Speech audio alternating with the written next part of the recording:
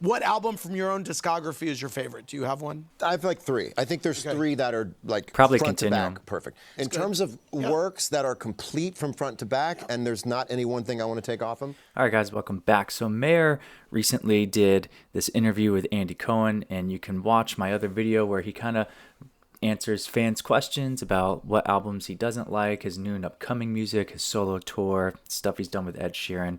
If you just go into my video catalog, you can check that out as we react to it. But he has another video that I have not seen yet, and Andy Cohen, he just kind of titled the video John Mayer's music catalog, or reflecting on Mayer's music catalog, or something. I'll put the original in the description so you can watch the original. All right, here we go. Very excited about the John Mayer solo tour. How many cities do you hit this round? I think it's 18. 18? I feel like you make a lot of jokes about your body as a wonderland. And if I don't acknowledge that that song has a very interesting balance of different things, of both irony but sincerity and sweet, and if I don't say, hey, it's okay to goof on this a little bit, as loud as you want to this song if you love it, I think it's a really good way to let everyone know, like, I kind of get what it is, and then we can all kind of celebrate it in all the different sincere ways that I like exist. when musicians make fun of themselves. 9 Tom wants to know DeLonge which from Blink-182 does Did you it all like the that time. answer? Yeah, I thought that was a great answer. Yes, because you really just dashed right. I know, into because the I next want to. question. I want to go through. Okay, as but much as you were we satisfied can. with the response. I thought it was a great response. Okay, great. Yeah. I'm hoping you play emoji of a wave tomorrow night. You have That's a you have cool no song. Power of request for me. Wow, really? Whiskey, whiskey, whiskey, man. I mean, let's calm down. Yeah, right. What album from your own discography is your favorite? Do you have one? Oh, I mean, that's a good question. I have like three. I think there's three that are like Probably front Continuum. to back. Perfect.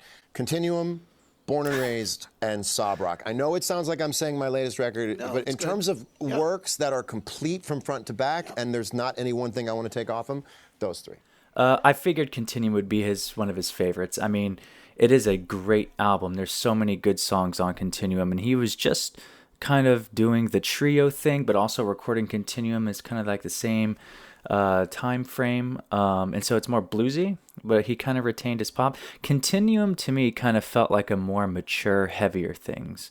Like, you had Room for Squares, which was total pop, and then after coming out of that pop phase, he had Heavier Things, and it was more bluesy, but kind of maintained that John Mayer pop that we knew from Room for Squares and stuff like that, but was just more bluesier. It was more electric guitar driven than acoustic guitar driven. And then Mayer came out with the trio band, and then Continuum. They were kind of, I'm assuming, were being mixed side by side. Some of the songs from the Try album made it to Continuum, and so Continuum is kind of like a more mature, heavier Things, in my opinion, anyway. And so it is a great album. There's so many good songs on Continuum.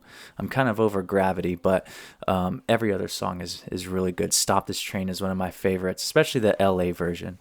Born and Raised, I'm glad he said Born and Raised. Born and Raised is probably one of my favorite Mayer albums of all time. And that's weird for me to say because I love when John Mayer rips on the electric guitar, and I love the blues and stuff like that, but there's something about Born and Raised, how simple it is, how real it is, and how raw and emotional it is.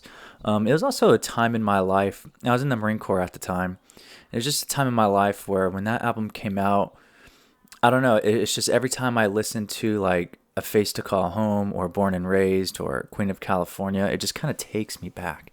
It takes me back to a place that was just a really fun time.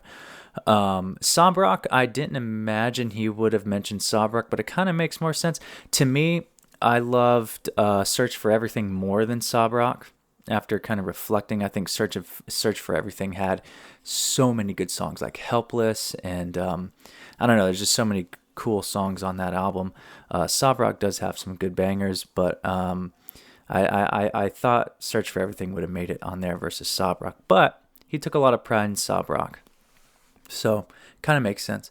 Anyway, so that's the video. That's all I got for you today as far as that. I think we pretty much covered everything from the Andy Cohen stuff. I don't know. I'm still kind of finding videos that kind of creep into my feed every now and then from this interview that I haven't seen yet.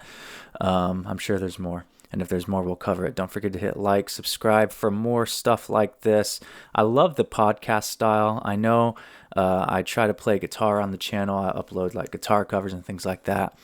I'm not a YouTube guitarist. I'm not a shredder. I don't think I'm really good enough to be considered a YouTube guitarist, but I enjoy the podcast stuff more because I can interact with music still, give my opinions on some of the most awesome music, whether it's from back in the day or currently up to date. And we can still grow together musically without having the pressure of me like, oh, this person is shredding and they're 12 years old and here I am and I'm not doing that. So anyways, revealed a little bit more than I should have there. All right. Well, hey, consider subscribing and stay safe. Take care. We'll see you in the next one.